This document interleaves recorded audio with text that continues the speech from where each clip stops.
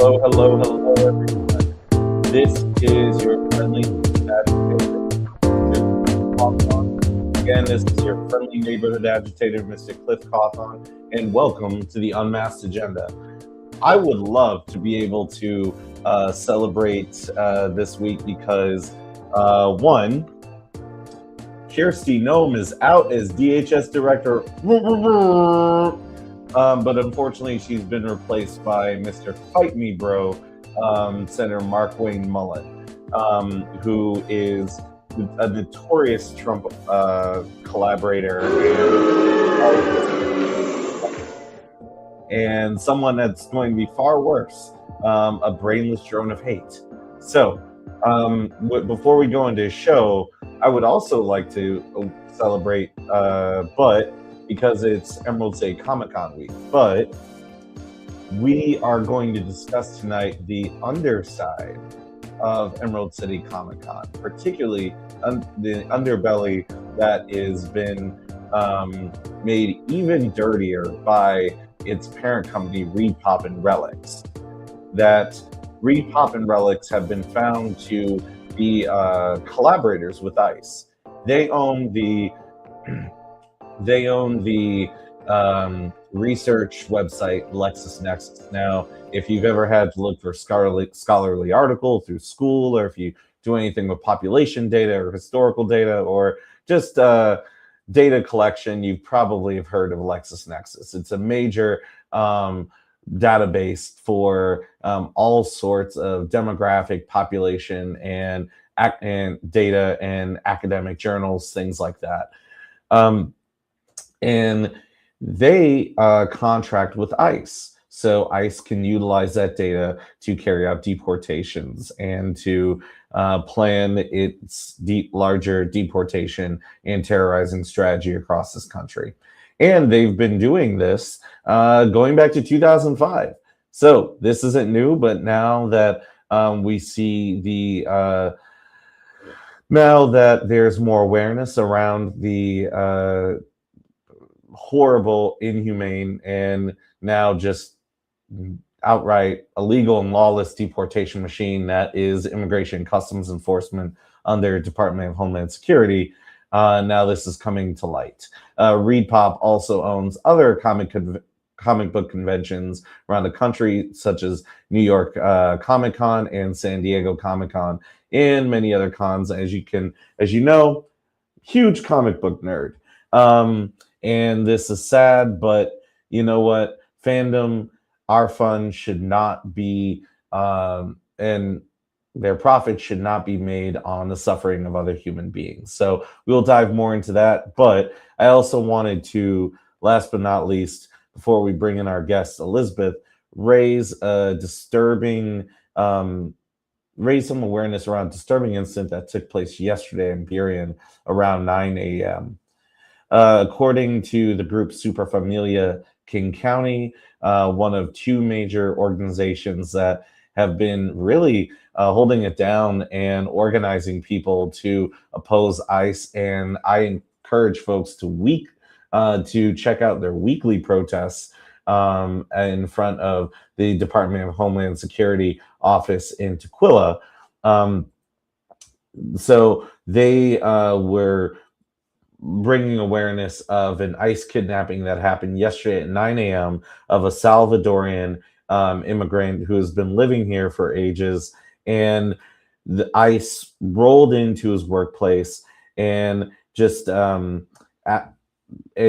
abducted him without presenting a warrant, without accusing him of a crime. And while his coworkers were demanding to see a warrant, demanding to see some kind of paperwork to authorize them to go into that private workplace, they took him to the Department of Homeland Security office, and this person had no criminal record. I would play the footage, but I don't want to traumatize the audience. But this needs to be uplifted, because the stakes, it cannot be understated how high they are. And with that, I want to bring in our guest, Elizabeth of cosmic Reys cosplay and talk a little bit about what's going on with ECC, and also how we can forge a more ethical fandom. With that, Elizabeth, how you doing? Hi. Yeah. Thank you for the invite, Cliff. Great to be here. Terrible circumstances that we are all meeting, organizing, speaking in, but I think regardless, having the conversation is important. So looking forward to it. So, I want to just I really want to dive in and ask you how you're taking care of yourself in these times, and what has been inspiring you to take action and raise your voice on not just the issue with ECC, but folks can look at your Instagram and your work and raise your voice around a number of social justice issues.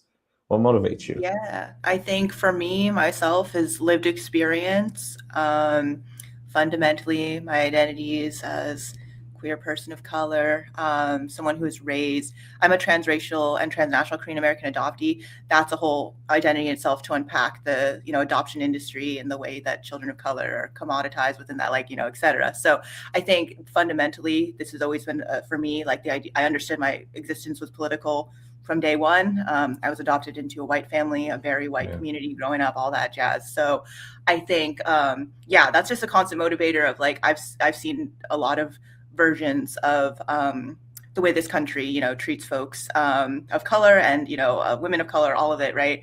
And so there's that. And then there's the other piece of it in just terms of my creative drive, I think comes from a lot of just the narratives that fundamentally I was raised with, right. When it comes to pop culture and media, I grew up on, whether it was at a time when it was kind of diverse and representative of folks who look like me or not. Those fundamental themes, I love Lord of the Rings, right. That's a whole bunch of white dudes, although arguably a lot of different races, elves, dwarves, men, whatever, right. Very coded. Right. And so the idea of but fundamentally, what are those stories about? Right. And it's, persevering through pretty dark times. Right. And choosing, to do stuff regardless. So I think for me, just being grounded in those narratives that I was raised on, that I continue to draw strength from, motivation from. Yeah. I can really relate to that. Growing up, I was a huge Star Trek, Stargate, Star Wars fan, but particularly I look back at Stargate these days, and it is a clear whitewashing of the U.S. military-industrial complex. It's not even funny. And I mean, there are a bunch of racist tropes within it, but I look back and there were a number of really great ideas around exploration and around how the strong should protect the weak. I literally remember, and also how different cultures can come together in solidarity to fight imperial powers, right? And as a Black man, I will say that I look back at all of those values, and I really it really hits home for me, but I feel like for a lot of others too, about how, like you were saying, it's not necessarily just how should I put this? It's not necessarily just accepting that it's only for one type of person, but being able to see yourself in it. So, one of the things I've noticed a lot about your work is that you are very loud about BIPOC representation and making sure that these stories are expanded and that more more creatives are listened to and being brought in. And I'm wondering, with the kind of, if you will, fandom culture today, do you think we're winning on that front, or what do we need to do? Yeah, so I think, and it's clear with the 2.0 administration, the Trump administration, right? All the rollbacks on DEI, a lot of substantive gains, and whether it's the publishing industry, the comic book industry, right? The production industry, right, and film and television, right, rolled back on this idea. And I think we saw, for example, at the BAFTAs, we love to have Black people as the center of entertainment and media, and we won't protect them, quite frankly. And it's to be honest, I think there have been a ton of backsliding in that regard. At the same time, I know there are, of course, those same creatives who are continuing to do things on their own terms. Obviously, Ryan Coogler, Sinners, right? Beautiful representation for the Choice News community, Native community, Black community, and also, striking the deal that he did to have the rights back to that, original production and screenplay. But I think regardless of there's always been that excellence among, artists of color, but then we have to be obviously double, triple as excellent in these hostile times. Right. And we're seeing that. And so I think in terms of fandom, similarly, there is a backlash in this kind of the rise of conservatism, right? Like we had a show, for example, like Andor. I don't condone watching it on Disney+. Right. There are other ways, just saying. But the idea of that's a show that's very clearly at the core denouncing fascism, which has always been, the critique of imperialism of Lucas and, the original trilogy. But I think, does it land with people the same? Are they getting that sense? Are they unpacking that within their own lives once they engage with that media? I don't know. I think there's more of a buffer there, unfortunately. So I would hope people would continue to kind of dig deeper and engage more critically at all, because I think, these stories are inherently political and we should all be, inherently political in our engagement. Absolutely. Absolutely. I mean, it's not to say that people can't like what they like, but, you really have to think critically in order to be able to, get a full experience of it. Right. And, it's funny you bring up Andor because I'm also thinking of another Disney property that has always been, and even before it became Disney property, has always been what some might say is quote unquote woke, but it's been fundamentally about the plight of I hesitate to use the term minority because we're the global majority, and also in many places in this country we're the global majority. It's just incorrect and diminutive, but non-dominant groups Black and brown folks, Asian folks in this country, gay folks, other marginalized groups. And the particular property I'm thinking of is X-Men.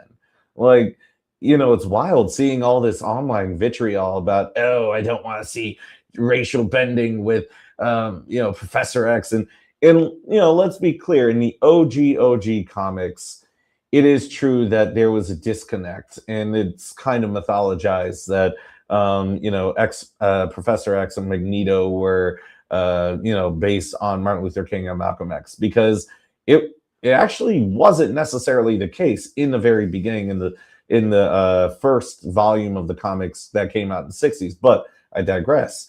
But it's fascinating how you have that cognitive dissonance, because it's how are you cheering for these heroes who are marginalized people, literally driven to the point of extinction again and again and again, yet at the same time go out and spread the vitriolic myth of the Great Replacement, and spend your time attempting to stomp out any prominent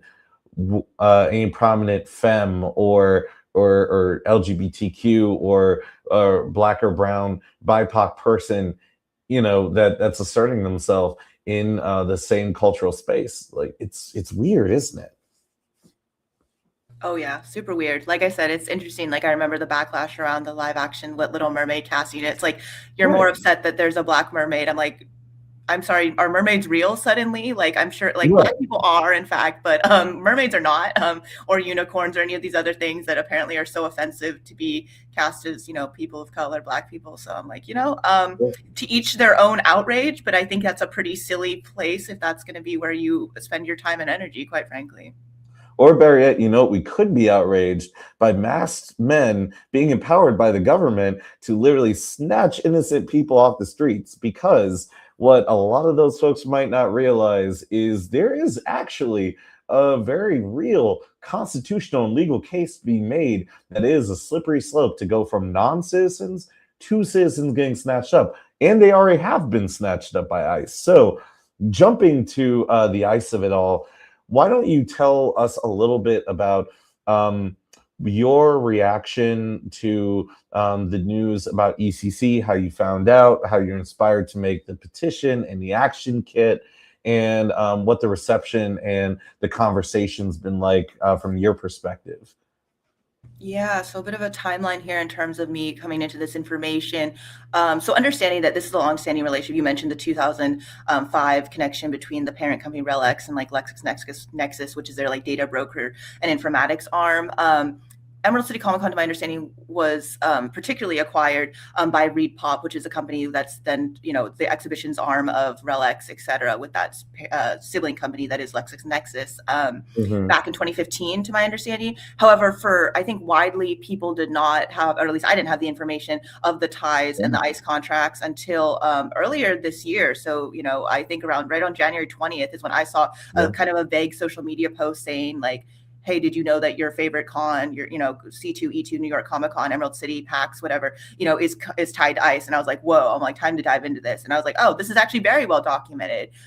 So, that's on me for not having that deep dive. And I think for a lot of the, systems we may interact with on the daily, we would hope they would not be steeped in these pretty awful and enabling these sort of agencies and entities, but they do. And so seeing that pretty quickly, I think the day of that, like January 20th, I pulled together the petition. My day job is sort of in organizing anyway, so I'm not unfamiliar with the concept of mobilizing quickly. And so, threw together the action toolkit as well. Really wanted folks for themselves to dive deeper and kind of leave it open to where they felt they could plug in, because I'm a believer in with movements and, with activations, there's a role for everyone, and there's some people who are going to be the storytellers, the ones who raise the alarm. There's other people who are going to be the financial backers, the ones who are more behind the scenes, but regardless, it's all part of the movement. And so just basically it was me being like, okay, I'm going to get this out here, because I think community education is like the first step. And then it's to channel that outrage into action, right? It's contacting the local decision makers. It's letting, Reedpop say, hey, tell your parent company that you have this whole arm of folks who would otherwise, you don't have a show if you don't have the fans, and the fans are not happy about this tie coming to light. And so for me, I think the hope was with all of that is really to let folks connect the dots in their own way. And then I think for, folks who are, inherently very passionate about, fandom nerd things, right? I would hope they'd be equally passionate about human rights, and so exactly. Any word, they signed the petition. They were like, this is a messed up connection. I absolutely cannot support this. A lot of people were like, damn, I can't refund my pass, or like, I've already paid for a vendor table because people do this months and months in advance, sometimes a year, unfortunately. But I think what remains to be seen is, how do folks take the time to, think about divesting themselves from these systems, or their reliance on, I need this specific con space to feel like I can connect to fellow fans or community. What else is out there is what I would challenge folks to really consider, and use your imagination, use your whimsy, right? Like there's a lot of, build some spaces, so that's my hope with it. And that was kind of my process.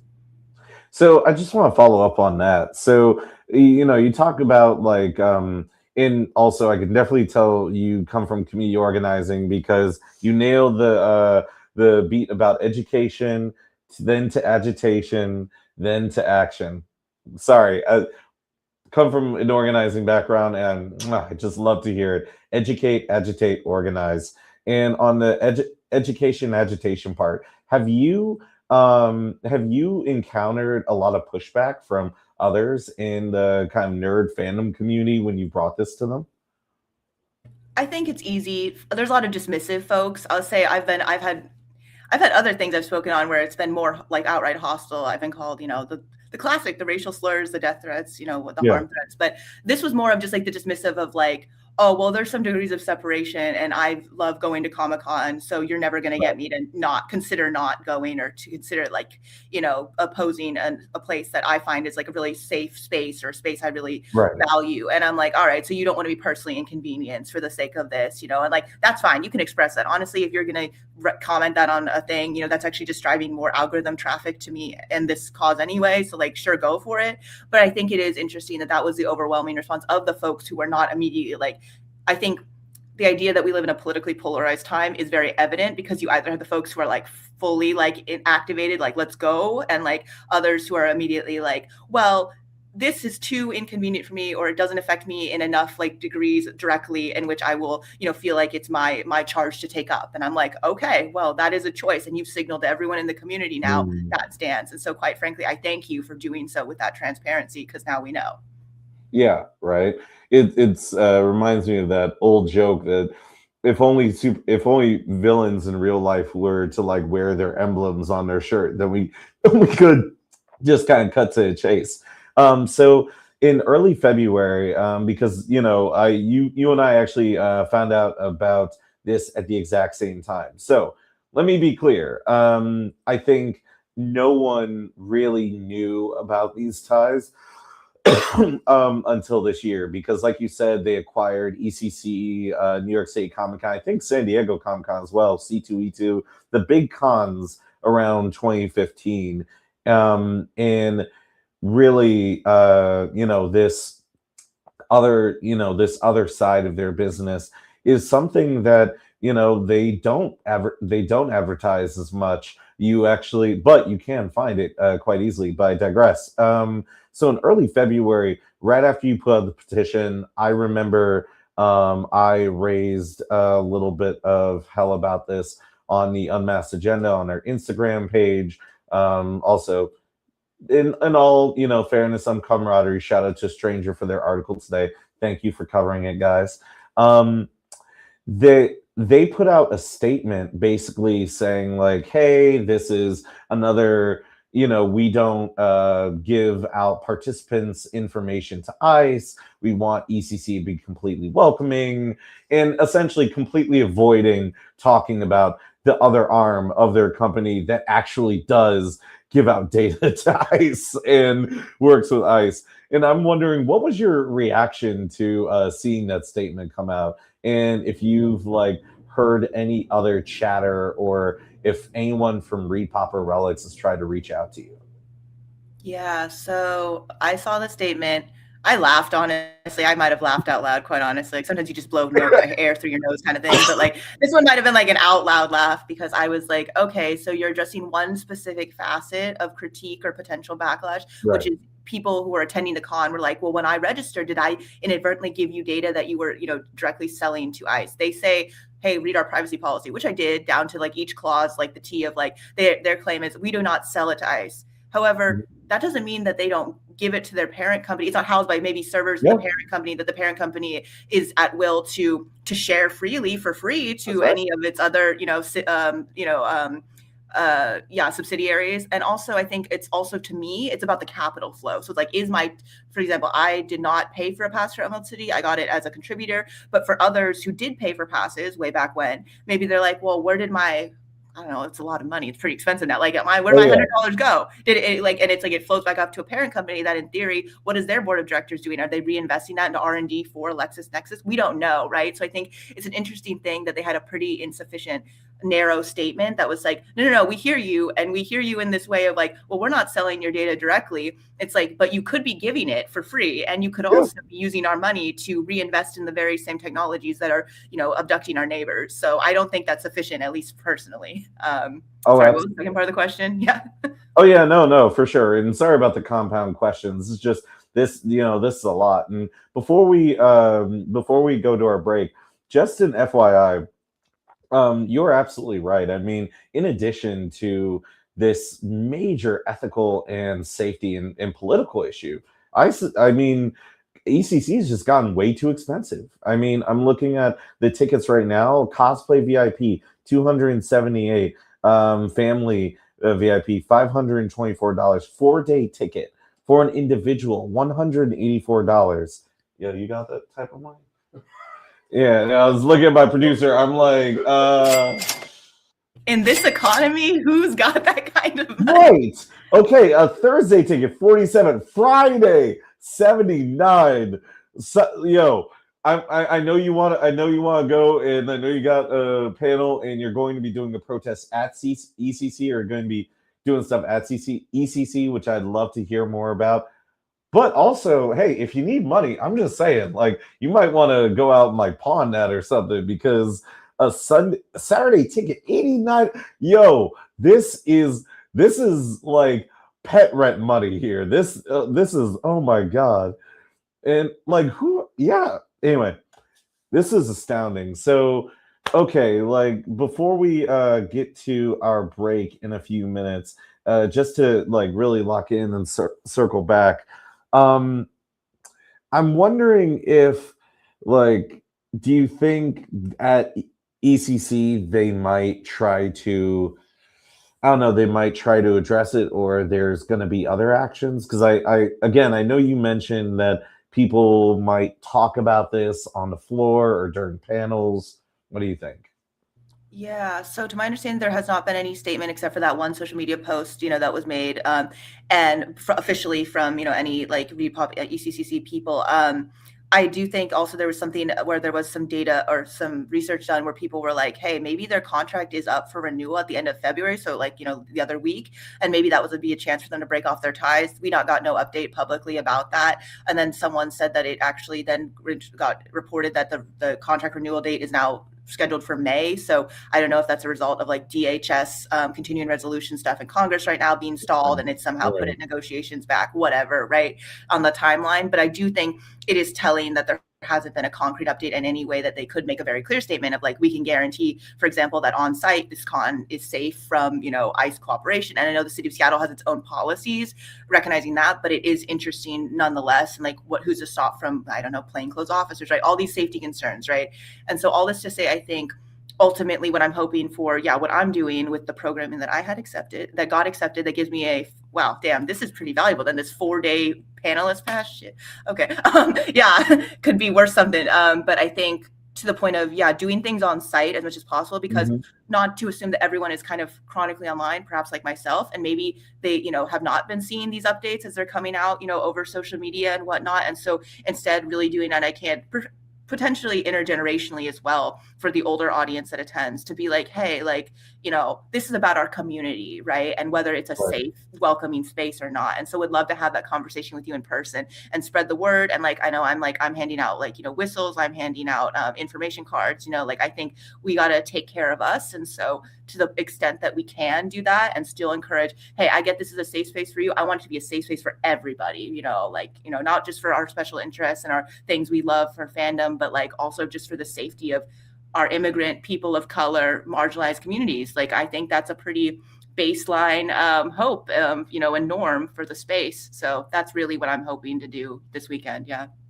Excellent. And we're at that time. So since we have one announcement, I'm going to do a little something different.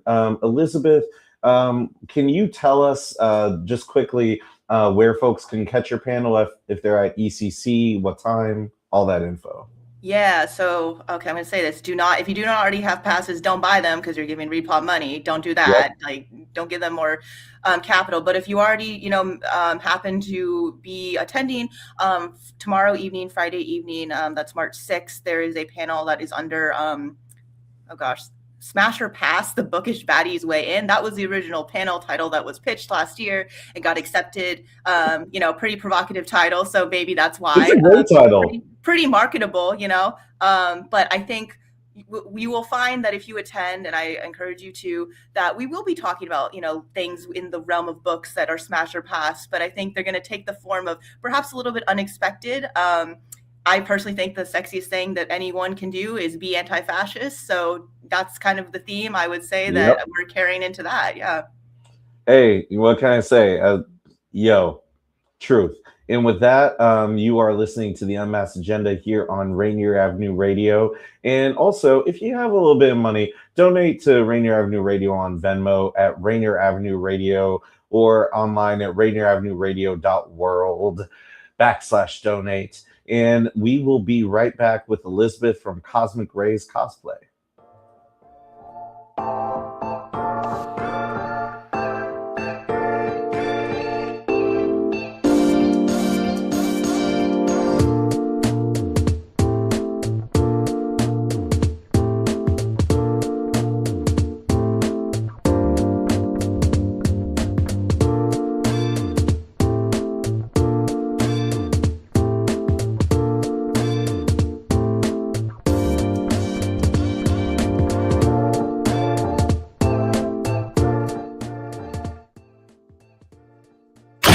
Ladies and gentlemen, are you ready for this? This is Rainier Avenue Radio.world, the station that cares about our community. Right here. Yeah. A teacher who hurt their back and got prescribed opioids. A daughter trying to cope with a loss in the family. A friend silently struggling, thinking they'll be a burden if they ask for help. People with addiction come from all walks of life, and the truth is they stand a better chance at recovery with our support. Reaching out and sharing local resources can make all the difference. Don't count them out. More people recover with support. Find more ways to help at supportaddictionrecovery.com. That's supportaddictionrecovery.com. This is Big Poppy, host of Jazz from the Cabinets. Join me for a weekly eclectic journey through the past 100 years of jazz. Dixieland, big band, bebop, West Coast cool, hard bop, avant-garde, fusion, world jazz, and contemporary. Jazz from the Cabinets with Big Poppy on Rainier Avenue Radio.world premieres every Tuesday at 6 p.m. and is rebroadcast Thursdays at 3 p.m., overnight from Friday to Saturday at 2 a.m., Saturday mornings at 10 a.m., and Sunday evenings at 5 p.m. So my doctor told me to go online to check my test results, but I didn't know how to do that. Thankfully, I could turn to Link to Care WA for help. With Link to Care WA, I was able to learn how to use online health portals, use telehealth to talk to my doctor virtually, and manage my prescriptions online. I called the hotline and spoke to a real person who taught me the skills I needed. Call Link to Care WA at 866-757-1832 or visit linktocarewa.org. Fellas, your mental health matters, and it's time we talked about it. Join us every Monday at 5:30 Pacific Standard Time on Rainier Avenue Radio for the Men's Mental Health Show. Real conversations, real stories, real tools to help you navigate life's challenges with strength and honesty. Whether you're tuning in from the car, the gym, or your couch, this is your space to breathe, learn, and grow. That's Mondays at 5:30 p.m. on Rainier Avenue Radio, where men's voices and men's wellness take center stage. Calling all entrepreneurs. Evergreen BizLink is your hub for business technical assistance, tools, and financing 24/7. At the heart of Evergreen BizLink is a free resource navigator connecting you to over 130 nonprofit partners all across Washington state. Evergreen BizLink is a powerful network of business partners ready to support you and your business. Visit www.evergreenbizlink.com, empowering businesses to succeed. You know you can't get enough of Rainier Avenue Radio. .world.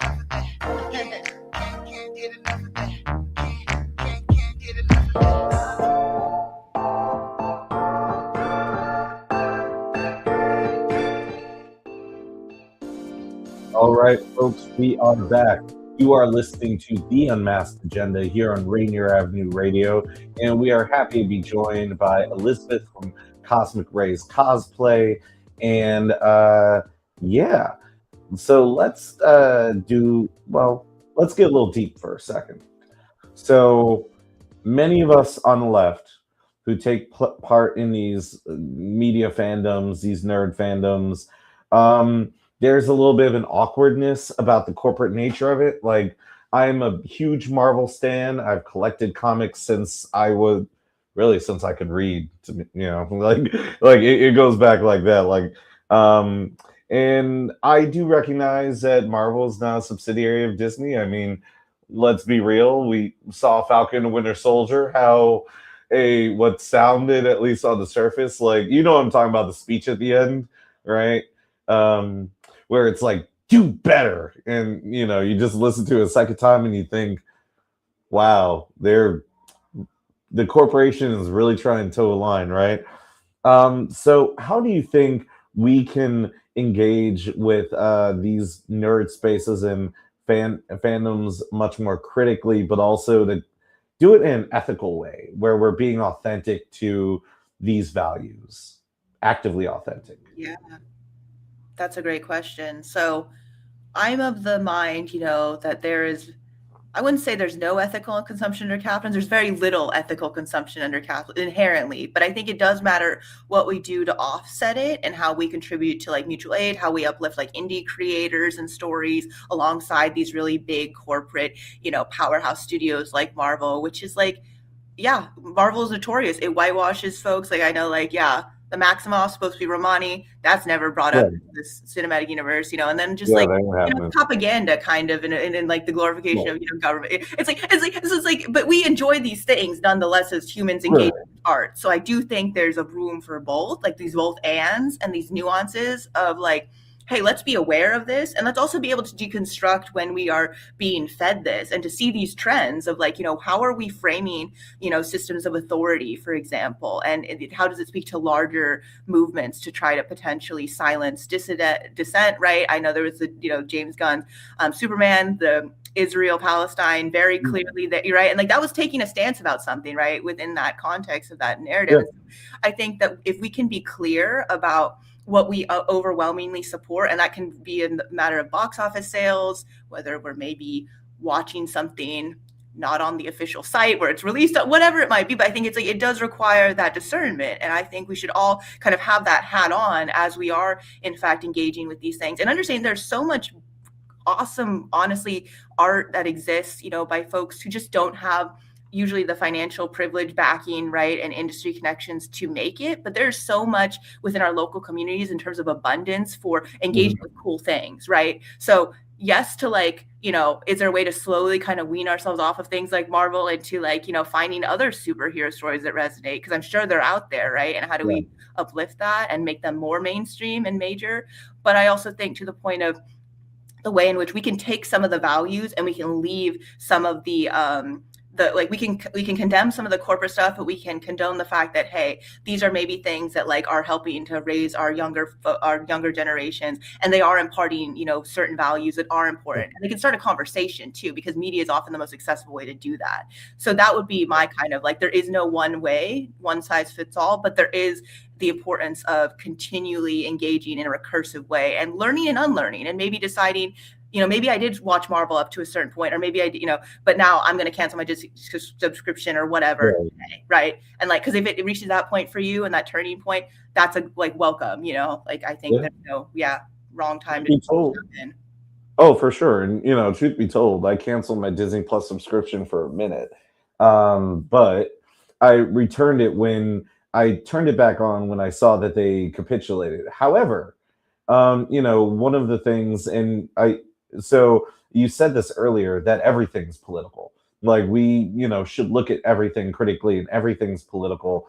And, I brought it back on because that capitulation signaled that they are very much interested in money versus, which isn't good, which isn't better, and certainly doesn't make them an ally for any revolutionary, anti-capitalist, or even liberation-oriented, politics, any revolutionary politics.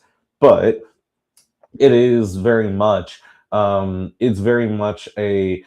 distant part of the continuum of evil, if you will, or a continuum of oppressive politics, in contrast to right now with what we're seeing with DC, or rather with Warner Brothers. And DC is owned by Warner Brothers, by the way, for those that are watching. So my tick was actually me kind of getting ahead of myself. My next question, but right now with Warner Brothers and with the failure of Netflix's bid to buy Warner Brothers, again, media consolidation, definitely not great for anyone. And I'd love to hear your thoughts on that in a sec.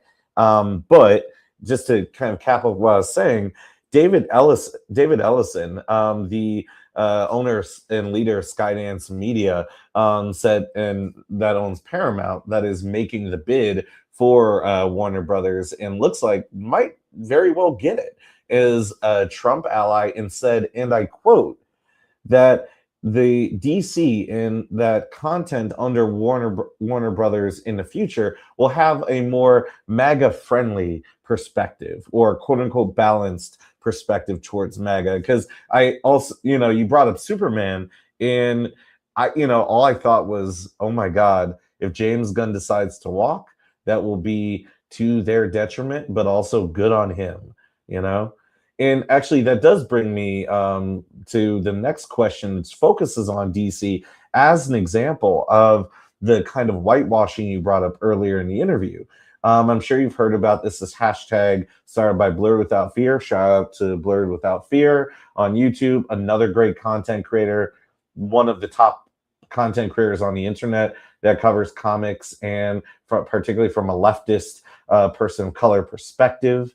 He started the hashtag because recently, with DC's dropping of the Dakota incident, or rather the history of the DC universe, its new continuity series that goes over its new continuity for folks that want to hit up their local comic book shop. There have been a lot of great issues, but don't buy those issues. Buy the most recent one about the Dakota incident, which highlights the Milestone universe that started out as an independent, Black-led, Black-owned imprint that focused on superheroes of color that gave us Static Shock. And for those who are old heads and those who are deep in the sauce like ourselves, also brought us heroes like Icon and Rocket.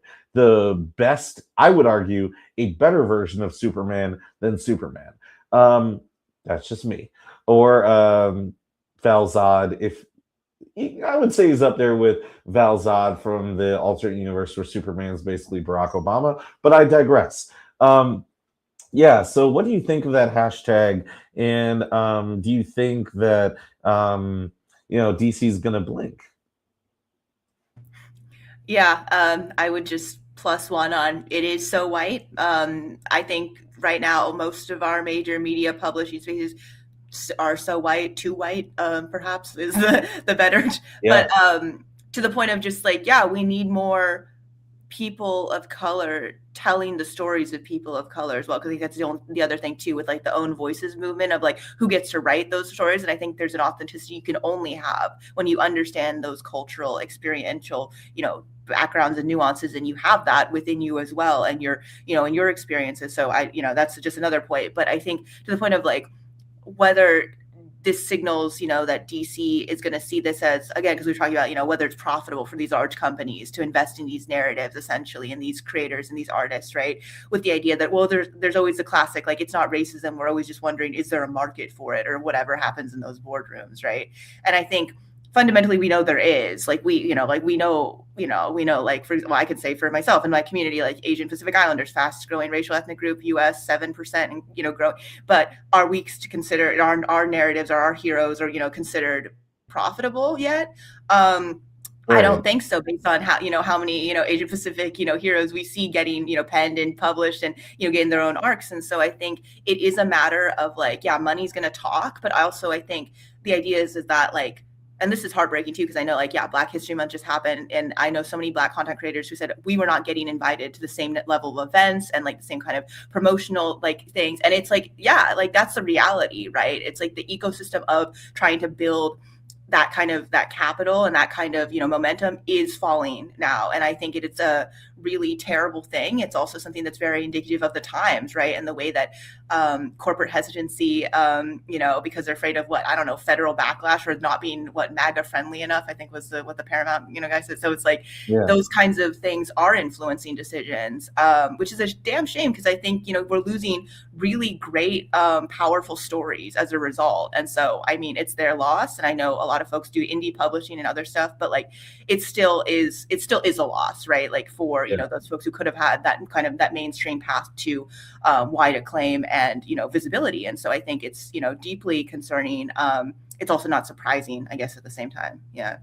And it occurs to me, thank you for that. And it occurs to me that I left out a sentence or two, but in the releasing of the Dakota incident, one shot, that DC leaked it early in order to undermine its sales. And in comic books, almost nothing ever leaks early. There are previews, but it is very rare unless you are deep in Reddit, echo chambers and some of those subreddits that you find out, about comic storylines early, which we can't say the same for films and TV. But to, build on what you were saying, anime has become big, like anime and manga. I'm about to feel real old for a real second, but I remember like the first wave in the 90s and even in the late 80s. I mean, we've all, even going back to the 60s, we've had anime and manga from Japan, but particularly when it started to become really with the like modern wave of it in the 90s, I remember that, and I was a huge fan. And I wonder, like, are we also seeing the kind of representation dynamics there as well? And do you think that these representation dynamics, and you kind of hinted at this, is kind of a mixture of like racism, compounding anti-blackness, and also tied up in capitalism with the myths that this will sell, this won't sell, let's cater to these folks, let's cater not to those folks, you know? Yeah, I think a lot of it has to do with how, and I think of for myself, so I guess to date myself too, like just like the generationally for me, a huge thing being like Avatar: The Last Airbender, which I know is a Korean animation studio, not Japanese, so it's not anime but like that's where like me growing up, getting a lot of my, anti Oh, no, stuff. I'm saying I love Avatar. Oh yeah, Sorry. right. Like it's like it comes from Avatar: The Last Airbender. But like knowing that, it's a product of its time. It's two white men creators using Asian and Inuit native, influences to craft this world, and it was like an awesome world with great stories, great characters, also a lot of white voice cast, right? But to say that a product of its time, and this idea that I think despite that, like I often say to folks, and people kind of don't even realize, it's like Avatar is a world that imagines conflict beyond the bounds of whiteness. There is no whiteness. Everyone is Asian, native, like it's like let's be clear, right? And the idea is that folks are uncomfortable by that because again, they love the people and they love the culture and don't want the people in it, right? It's like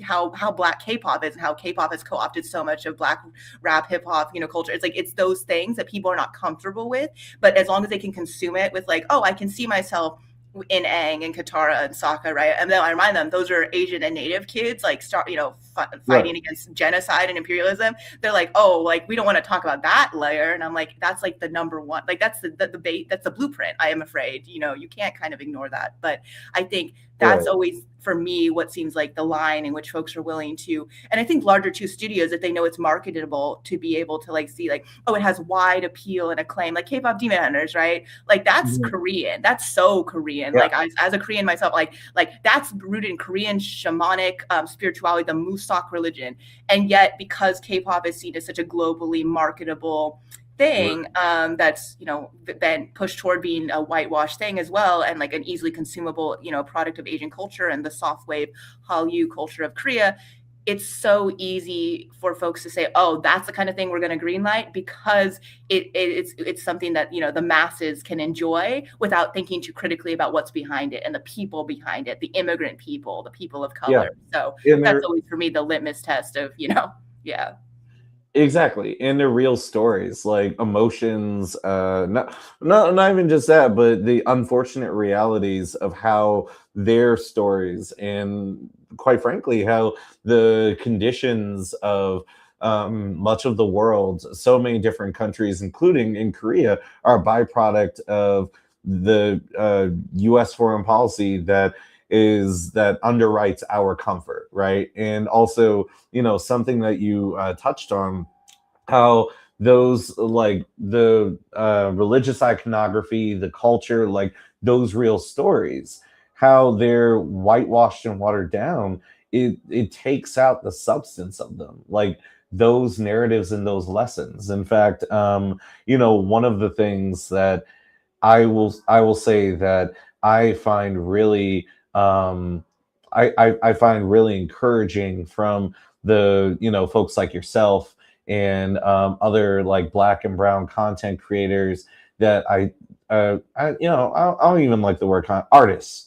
Let's just like let's just kill content creators. Let's kill that and say artists, journalists, truth tellers, soothsayers, griots. Let's bring back those terms. But I digress. Been doing a lot tonight because I'm having fun.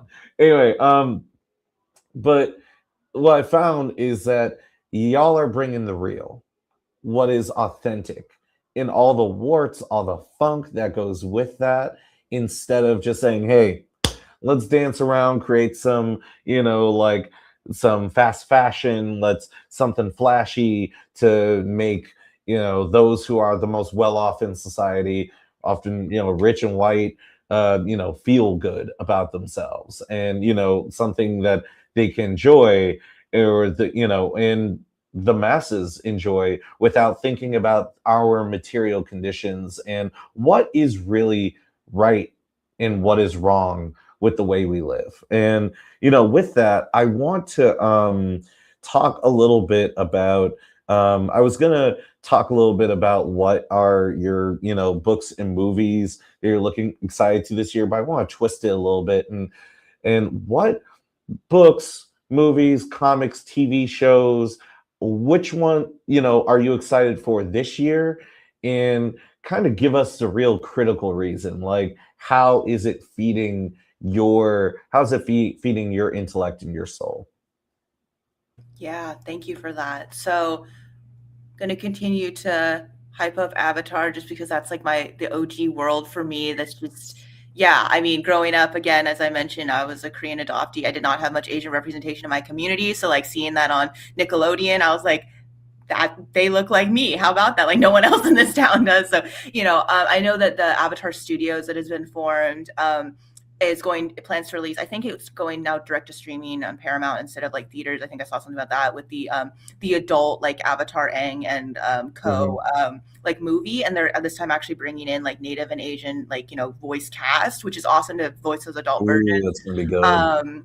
And so, like, always into that. Obviously, visually stunning. It was visually stunning back in 2005, right? 20 years later, I'm sure, like, they've upped the bending, like, effects to, like, the extreme. And you're going to see so many things. We're going to see Appa. It's going to be awesome. But I think for me, what that speaks to is the evolution, right? Particularly in this case, American animation. Knowing that they have to invest and be more intentional about the cultures behind the story and the world they're laying out, right? And when you do so, I think you get a kind of authenticity that, like, yes, speaks to the idea of, nothing about us without us is like, disability advocates have said for, many decades, right? And it's been a huge, rallying cry. And I think that's something I feel really strongly about things like this, to see something from my childhood that had its problematic roots and it was very whitewashed, to then come into something where, it's starting to open doors for more people who are up and coming. And it recognizes, that to portray authentically, you gotta bring in the people, who you claim to be portraying. I know there's some controversy over it though, because I do believe the original reported like voice actor of Aang is had some like allegations of being a Zionist. I'm like, that's wild. The survivor of a Arab nomad genocide is going to be someone who's a Zionist. But I'm not making those casting decisions. But I'm also kind of like, also to be clear, I think it was a Korean voice actor, and I'm like, no, the dog Aang is like Tibetan, Nepali. Like, let's be so clear about, what the air nomads are based on. That's another thing, the regional specificity within Asia as a huge, thing. It's not a monolith. Yeah. But anyway, I digress now. That's something I'm excited for, is that Avatar movie nonetheless. And the idea that, like, yeah, it can still be problematic in these ways, and also can be seen as a huge win for representation. It can be seen as a huge wave in advancing that conversation.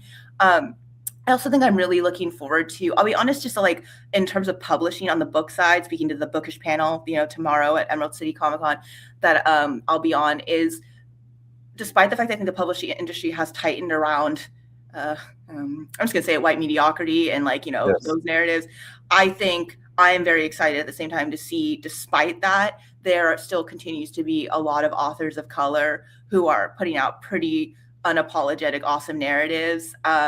I think some I'm excited for, like, I know longtime authors I've always loved who are like Asian American, for example, include like Elizabeth Lim and Chloe Gong and R.F. Kuang. And I think like just to know that despite the pressures or, and like the way that, less and less of these, these authors are getting that same airtime compared to their white counterparts, but hoping that they continue to, kind of just excel because their writing is just that good and is so critical and actually engages with race in a way that doesn't like, make it just about like, like a harmonious version of, racism doesn't exist in my fantasy world. And it's like, I actually only like reading about worlds in which it does, and there is class exploration of difference, and like and it's clear that that's a huge driver of character. I'm looking forward to those novels and those books that come out, whether they're part of series or standalone. I think for myself as well, another big thing that I'm looking forward to in terms of pop culture is just more small indie films coming out, right? Like I think right, like I think we've seen that there is so much creative abundance, right? I'm going to keep saying that because I think it's so true, right? If and people are scrappy, right? You know, like always in the film. Like I think a lot about like interviews like Issa Rae has done, where she talks about like in her early series and stuff, like before getting picked up by major studios, like the things you just figure out, you rig up with your friends to like make the production happen, and that's the stuff that excites me. And I'm like, this shows that there's always going to be this, resilience and this ingenuity in the face of, very like tightened purse strings and very limited like official resources. But I think what happens, unofficially, in people's, in warehouses, I don't know, in people's garages, right? That's what I want to see. I'm excited about it. Yeah. We've always done that. Like, that's literally where like punk rock, rap, like these big things, pop music, quite literally in fields, in garages, and churches. Sorry, I didn't mean to interrupt your flow. I'm just like, yes.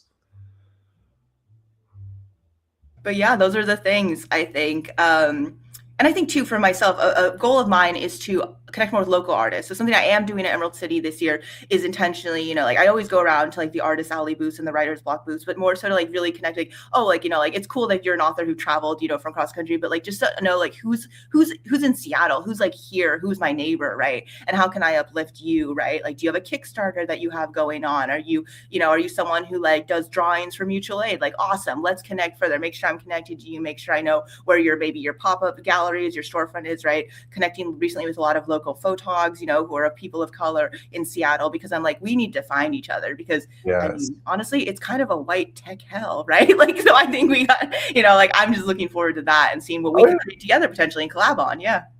Yeah, no, I'm a nerdy leftist. Like, trust me, I overstand that. Like, you have probably had the experience where you've been at a con or at like I don't know if you've ever tried Magic, Pokemon, Yu-Gi-Oh, or any of those games, but you will literally go to like Mox and be like one of maybe 5 people of color in a room of like a couple hundreds, and you're just like, okay, this is what this is. But you know what? Yeah, like I love that, and I'm also really looking to the Avatar follow-up, because the what was it? It was Netflix that did the live action Avatar after what shall not be named, and you know what I'm talking about.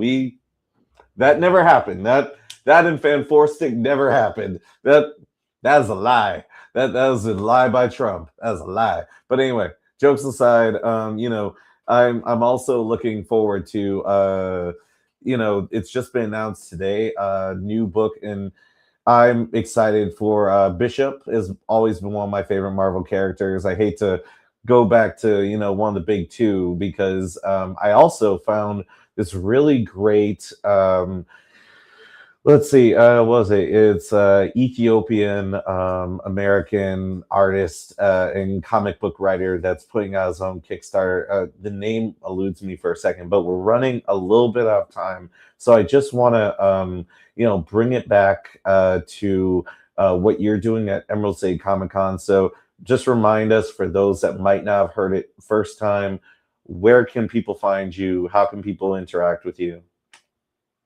Yeah, please approach me if you're at Emerald City. Again, don't buy tickets you haven't already. Let's not give more capital to a company with ties to ICE. However, if you are already there, for reasons from, the past you had purchased a pass, I can be found tomorrow evening, Friday, March 6th, at the Bookish Baddies panel, Smasher Pass. It's on the schedule, I believe. It's at like 7:45, I want to say, p.m. And then on Sunday as well, I will be hosting the K-pop Demon Hunters meetup. I think I love some sort of catchy title about stealing the Honmun or whatever. But yeah, also will be using the time to talk, all things K-pop Demon Hunters, immigrant created media. Let's back our immigrant communities if you're going to love what they make. And please pull out. That's on Sunday at noon, I believe. So yeah, I'll be there as well. And just hoping to, please connect in person. I think would love to have these conversations with folks. If you're new to maybe organizing or kind of trying to do something like take a stance against, these Reedpop ties, talk to me as well. I would love to, get your toe in the water there, because I think there's a lot of ways people can plug into movements. Let's find your place and what you're comfortable with and what you can do to help fuel this. And just, I do it as a labor of love, because I think you can love something so much and you love the space and the community and you want it to see it thrive. And I personally think it can't thrive if it has these really, terrible connections to a fascist state that is Right. deciding that, some people have legal or illegal, status or whatever. And I'm like, that seems pretty messed up to me and seems totally antithetical and like against every value of the pop culture I feel like we as fans love. So, yeah. Hey, there can be no illegal people either on stolen land or in the realm of ideas. And also, let's be clear, Kevin Feige, right here. If you do not play some music by MF Doom and Avengers Doomsday, I'm only going to see it 40 times instead of 50 times. But anyway, with that, thank you for joining us for the Unmasked Agenda. Elizabeth, thank you so much for coming on the show. And remember, stay righteous, stay courageous. And you know what? Have fun. You don't need money to enjoy. Viva.